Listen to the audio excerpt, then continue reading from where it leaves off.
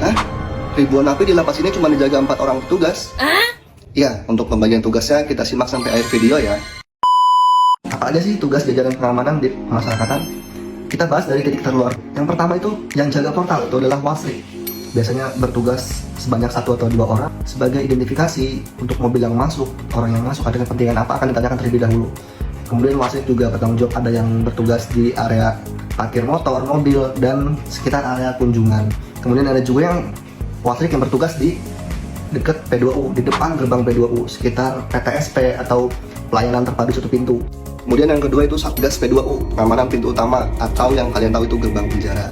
Terdiri atas 1 orang komandan, wakil komandan, kemudian petugas jaga pintu 1, pintu 2.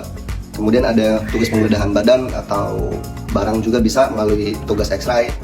Kalau ada kunjungan biasanya menggunakan staf, piket kunjungan, dan petugas wanita. Kemudian selanjutnya ada Kampang atau komandan jaga. Di sini bertanggung jawab atas seluruh keamanan regu jaga di dalam, kecuali yang wasit dan yang P2U tadi itu secara terstruktur misalnya.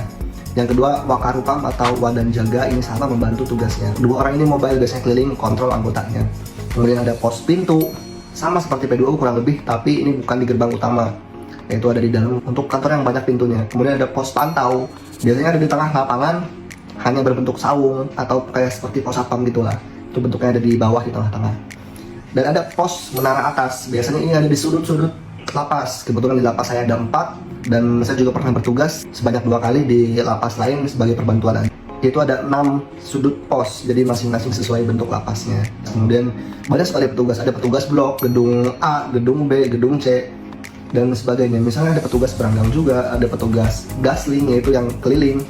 Dan mungkin saya juga belum tahu di PT kebijakan lain sesuai kondisi kebutuhan di lapangan itu ya. Jadi kira-kira kalian pengen tugas di mana? Kalau di pos menara atas itu kalian cocok untuk yang biasa kerja sendiri. Kalau kalian yang cocok untuk ngobrol bersama-sama, kalian bisa jadi petugas blok, yaitu kerjanya di bawah, yaitu berbaur bersama para tahanan dan narapidana yang bertugas bertanggung jawab.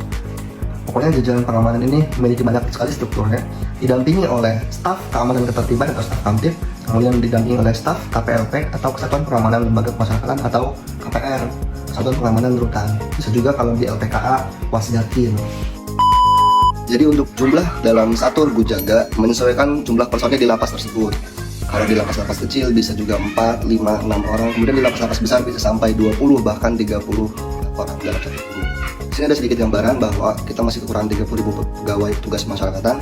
Semoga aja kalian bisa bergabung nanti ketika pendaftaran CPNS tahun 2025, karena di sini masih banyak yang kosong.